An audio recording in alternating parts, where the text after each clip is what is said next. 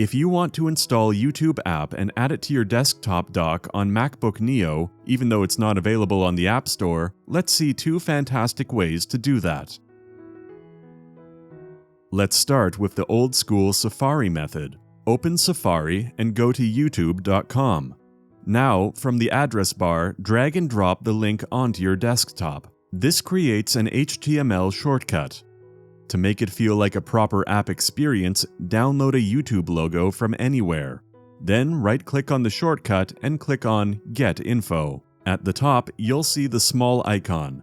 Just drag and drop your downloaded logo onto it. Close the window. Now your shortcut looks and behaves like a proper app experience icon. Next, drag it into your dock.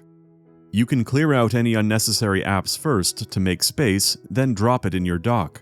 And that's it. You now have a proper app experience for YouTube right from your dock. Now, if you're using Google Chrome, this gets even easier. Open Chrome and go to youtube.com. Click the 3 dots in the top right corner. Scroll down, hover over Cast, Save, and Share. Then click on Install YouTube. From the pop-up, hit Install. It will instantly install YouTube as a proper app on your MacBook Neo and add it to your dock.